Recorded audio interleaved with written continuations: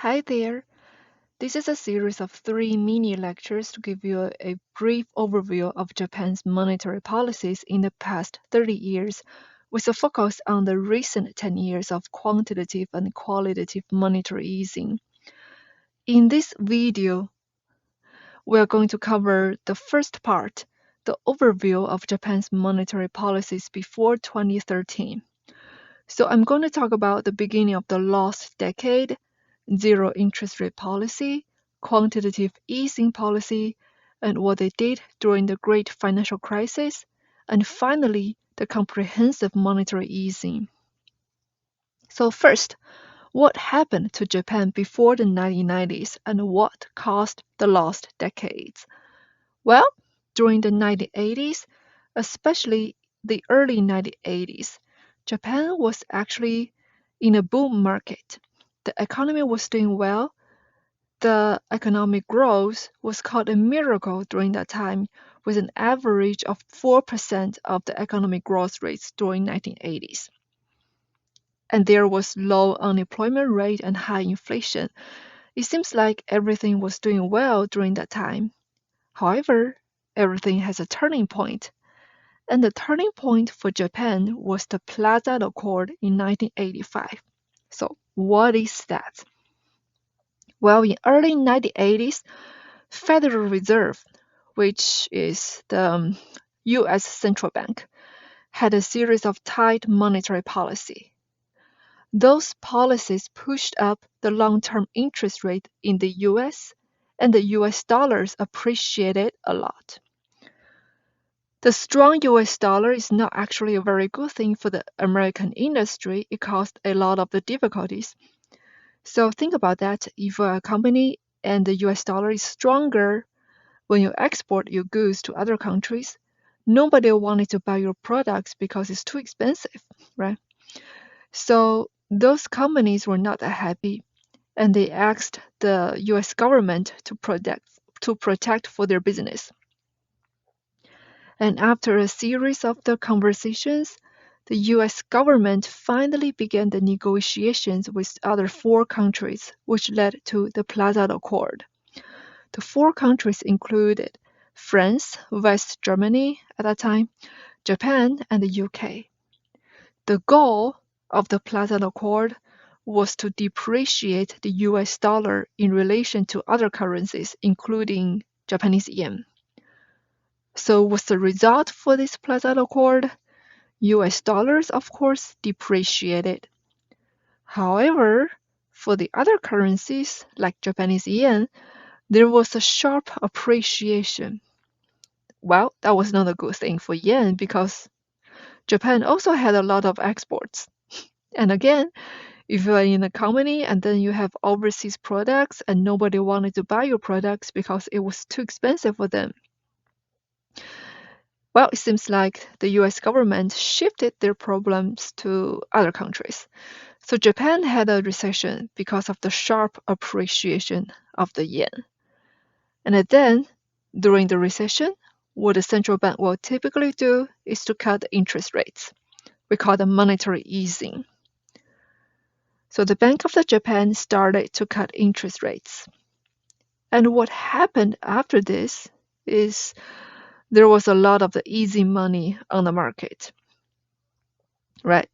The cost of the borrowing money is very low because of the lower interest rates.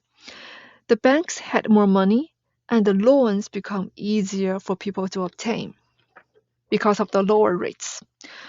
So that created speculation, especially in the stock market and real estate market. During the 1980s, we can see the housing price rose quickly and also the stock market was also rising quickly. We're going to see the graphs later on.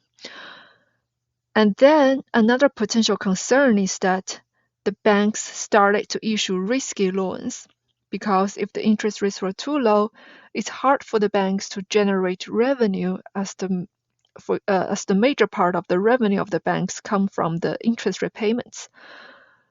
So what they did is to issue riskier loans, which created credit problems later. So shortly after this monetary policy there, was a real estate bubble for Japan.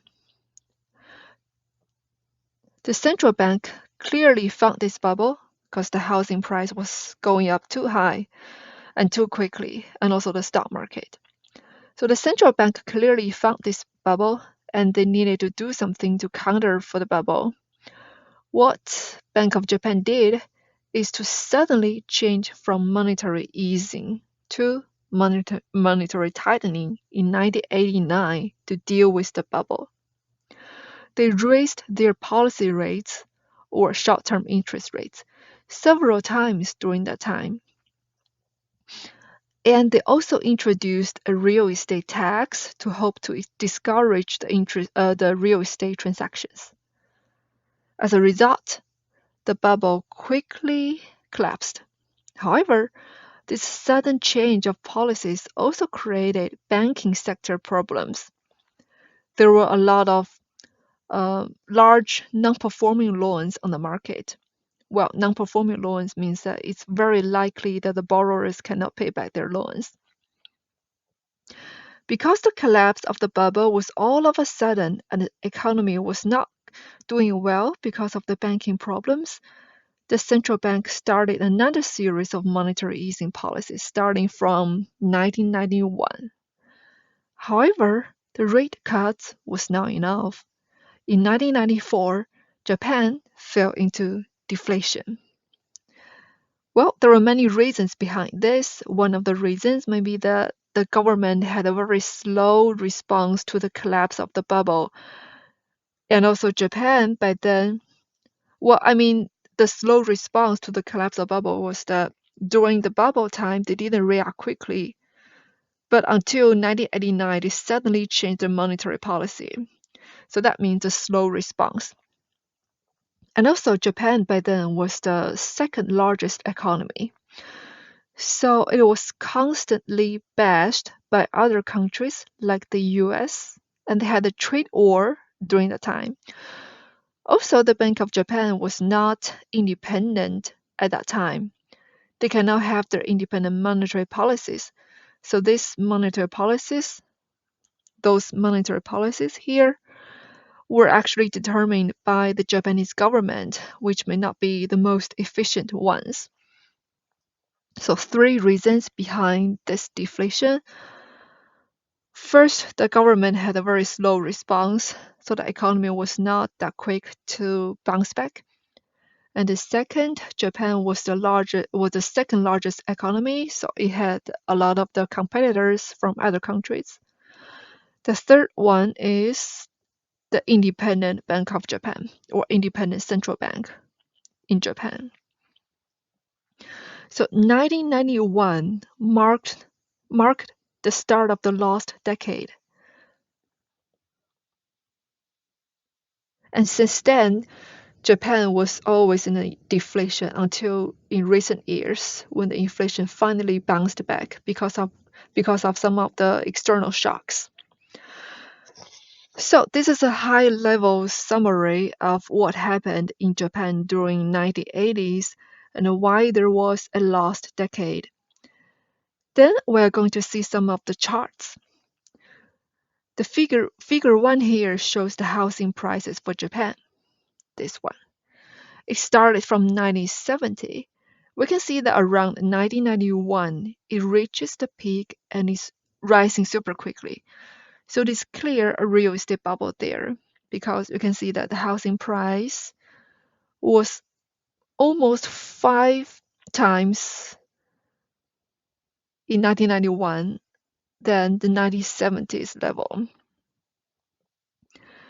And then after that, the bubble was collapsed quickly and housing prices went down for over 20 years.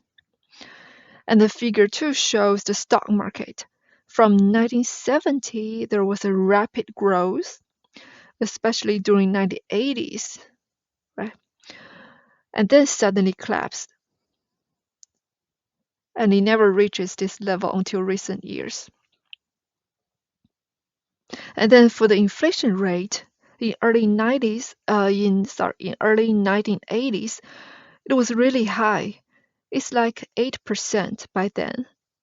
Then it kept declining until it became negative during 1987 and then bounced back a little bit because the interest rate was higher. And then after around 1994, it just fluctuates around zero. And then for the interest rates, I showed 1 year, 5 year, 10 year, and also the policy rates during that time. Before 1994, the policy rate was the basic discount rate and basic loan rate. But in 1994, there was an interest rate liberalization, and the Bank of Japan started to adopt a new market-based policy rate. It's called uncollateralized overnight call rate. Well, this is a market-based policy rate, so it's easier and more suitable for the Bank of Japan to control the market. That's why they changed the policy rate.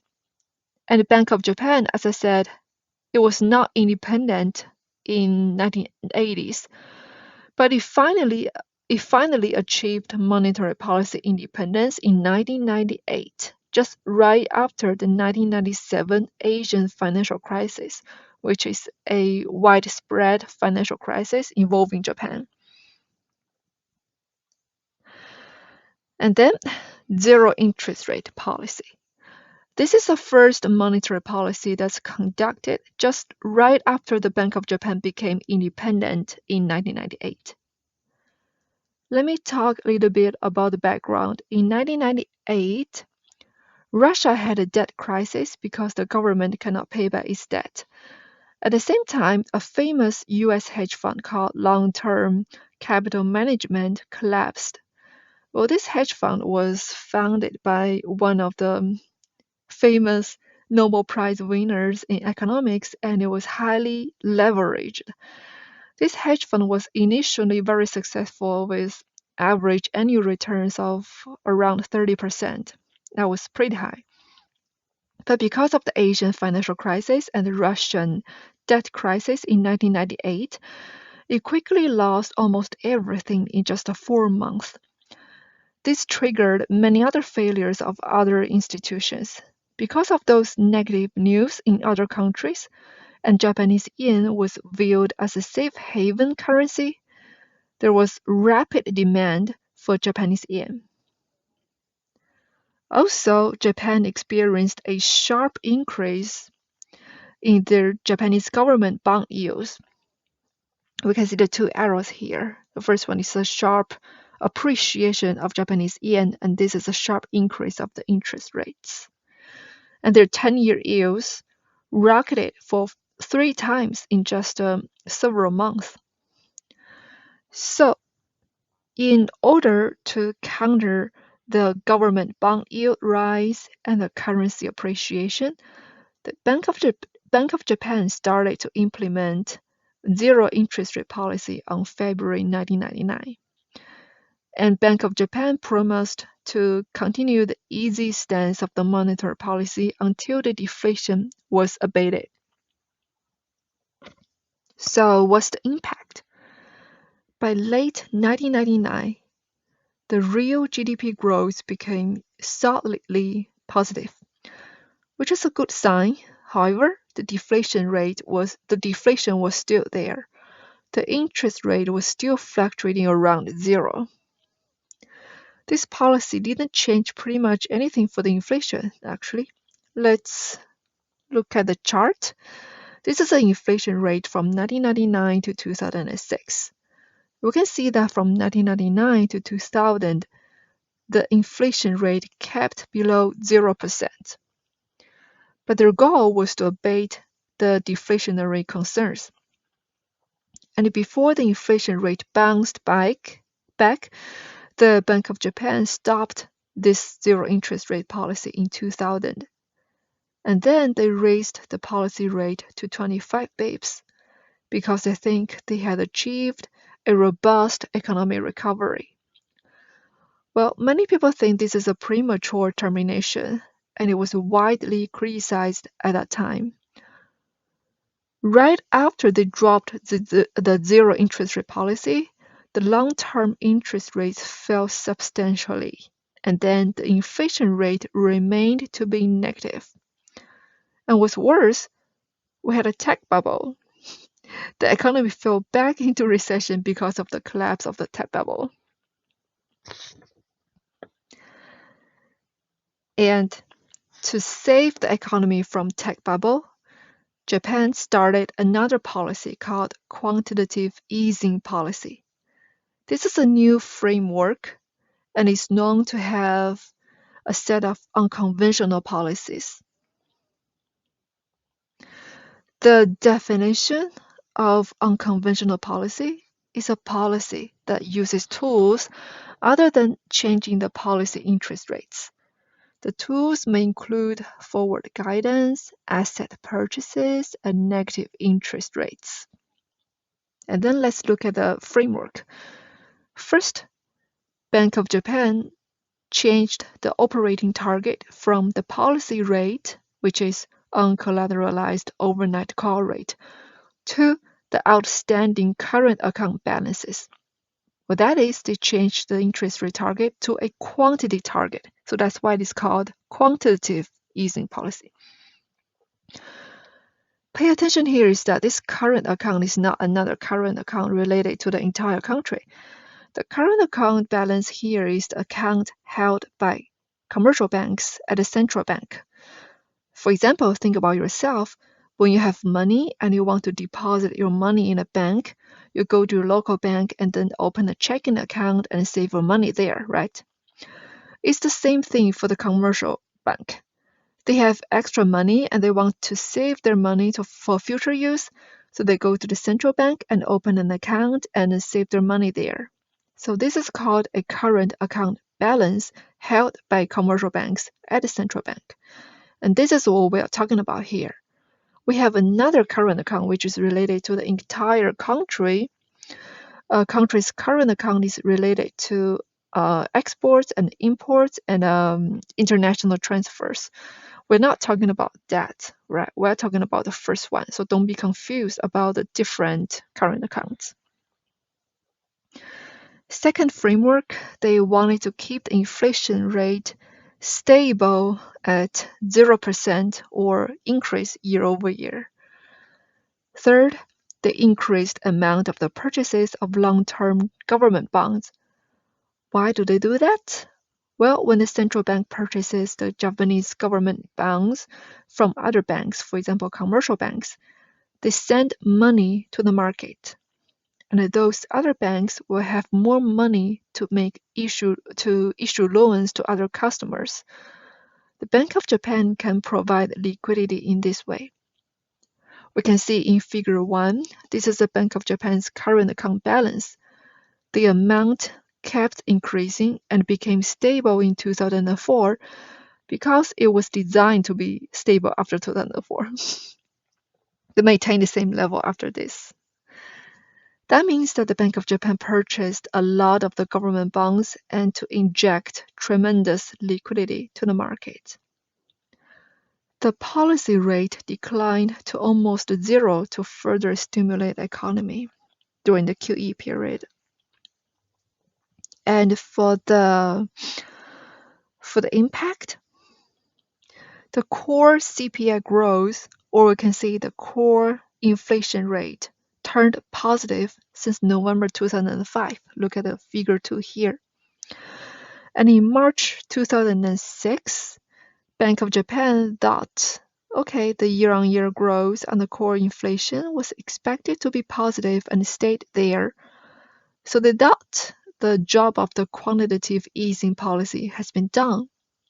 And they terminated this policy and changed the operating target back to the interest rates, and they wanted to keep this policy rate at around 0%.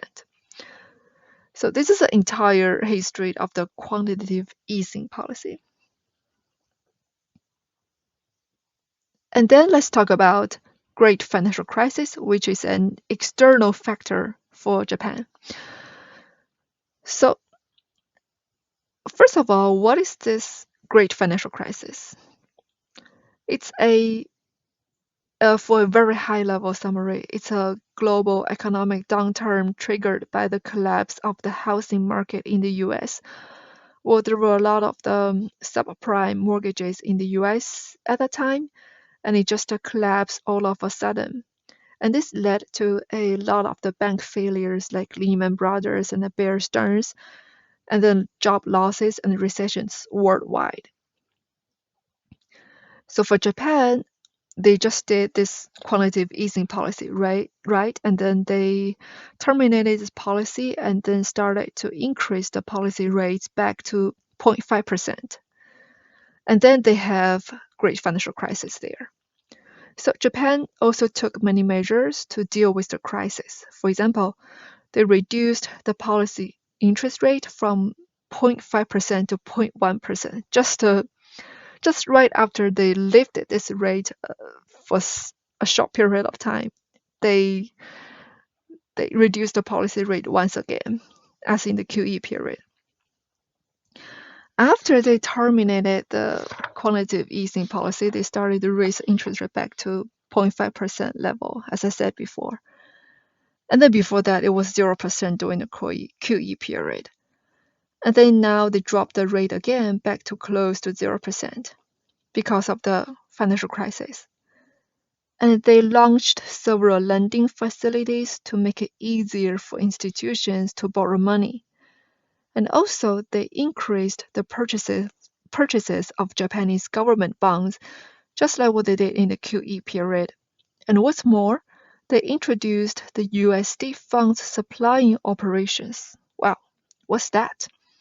Well, during the financial crisis, other central banks, including Bank of Japan, engaged in currency swaps with the Federal Reserve in the US to provide liquidity in US dollars to the financial institutions that was having difficulties during that time. They used this USD fund supplying operations to save US dollars. We can see in figure 2. It actually bought a lot of the currency. We can see the pink kind of like triangle here. Well, they bought a lot of the US dollars. They thought the amount reached a peak at the end of the 2008. And then after the US recovered, it quickly dropped to zero. By this way, Japan is involved in saving the US dollars. And figure 1 is the size of the balance sheet. We can see the Federal Reserve and ECB, which is the European Central Bank in the Euro area, also started the QE process just like Japan did. We can see that for Federal Reserve, the balance sheet almost more than doubled during that time. They purchased a lot of assets to save the market. Also, European Central Bank also purchased a lot, but for Japan, it's relatively flatter because the size to rescue the economy was smaller than other central banks. Well, one of the reasons was that the interest rate for Japan was already very low, only 0.5%, so it can't really decrease the interest rate anymore. And that's why there was not a lot of room for Japan to just save the economy from the interest rate side. The amount outstanding of the purchases of commercial paper, repo, and the corporate bonds rose until the end of the fiscal 2008 because the purchase program by the central bank. So that is what they did during the Great Financial Crisis. And then the comprehensive monetary easing. Well, this program is another QE program. It was launched in October 2010 as a new program. Well, the main reason for this program to launch was that the policy rate was very low, as I said before, and the central bank cannot lower the rate anymore. But they still need to save the inflation rate because, as I said, deflation was always there, and it saved the economy from the financial crisis. So they needed to come up with something else, like some other monetary easing tools. So that's why they have this comprehensive monetary easing.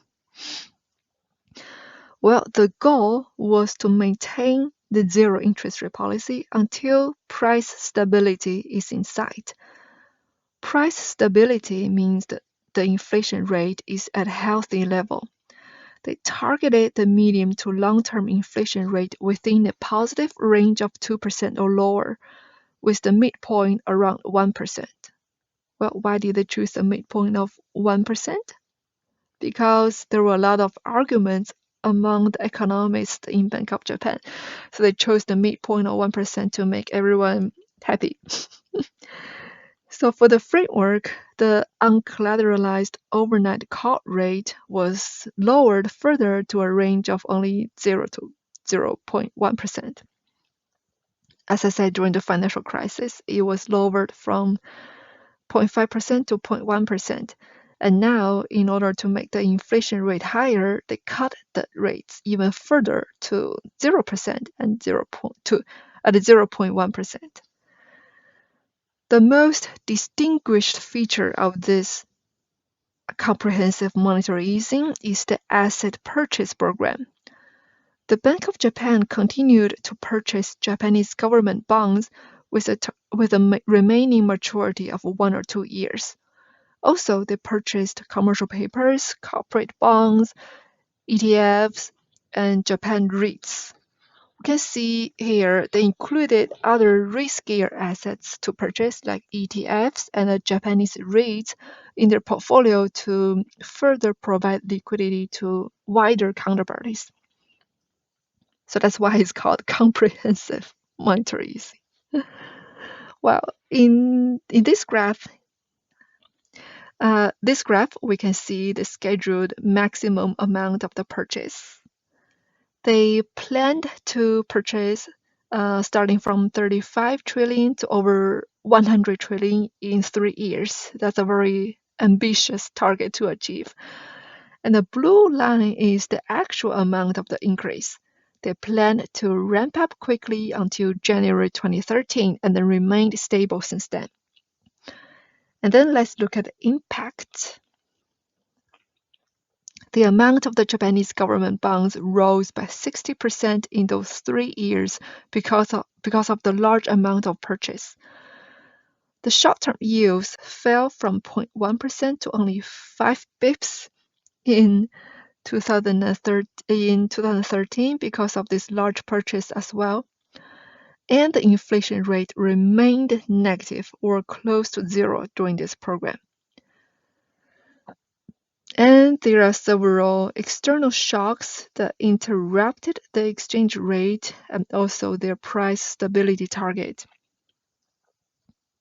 Well, first, in 2011 and 2012, Europe was in a sovereign debt crisis.